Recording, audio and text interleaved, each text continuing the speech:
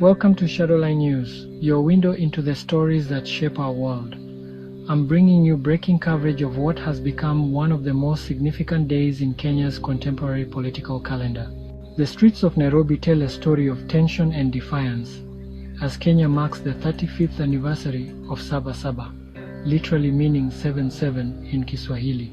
What began as a historic moment of democratic resistance in 1990 has evolved into a powerful symbol of citizen activism that continues to resonate across generations.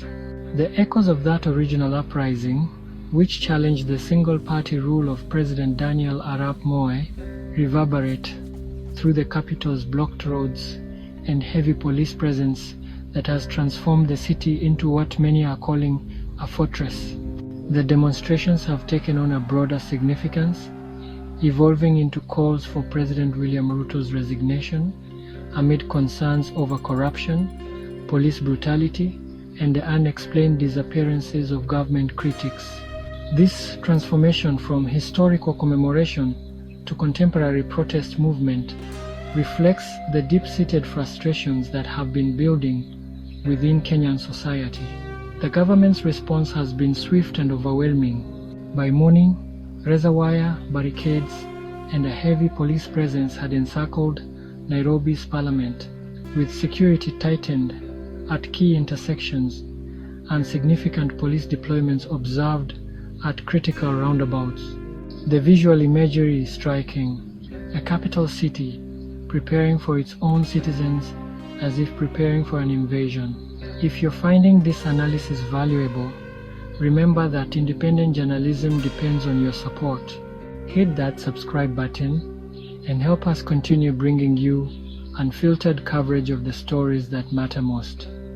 Your engagement helps us reach more viewers who need to understand these critical developments.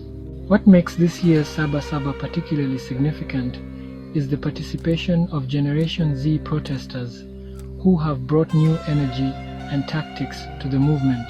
Human rights groups and Generation Z activists took to the streets demanding good governance, respect for democracy, and an end to police brutality and extrajudicial killings. This intergenerational coalition represents a fascinating evolution of Kenyan civil society, bridging the gap between those who remember the original struggle and those who are creating new forms of resistance. The scale of the security operation reveals the government's deep concern about the potential for unrest. Police blocked main roads leading to the central business district, while protesters managed to block highways from Embu and Karatina to Nairobi. This cat-and-mouse game between security forces and protesters has become a defining feature of contemporary Kenyan politics. The historical context cannot be ignored. The original Saba Saba uprising in 1990 was a watershed moment that helped accelerate Kenya's transition to multi-party democracy. Today's protesters are drawing on that legacy while addressing contemporary grievances that speak to the unfinished business of Kenya's democratic transformation. The demands for good governance, accountability, and respect for human rights echo themes that have persisted across decades of political struggle. The international community watches with concern as Kenya, long considered a beacon of stability in East Africa, grapples with these internal tensions. The pattern of protest and heavy-handed response has become increasingly familiar, raising questions about the sustainability of the current political trajectory. Religious leaders have attempted to serve as mediators in this tense environment. The National Council of Churches of Kenya urged security agencies to practice restraint ahead of the planned protests, reflecting broader civil society concerns about the potential for violence and the need for peaceful resolution of political differences. The economic implications of these repeated confrontations cannot be understated. Business districts shut down, transport networks disrupted, and the general atmosphere of uncertainty all contribute to Kenya's economic challenges. The cost of political instability extends far beyond the immediate participants in these demonstrations. What emerges from this analysis is a picture of a country at a crossroads.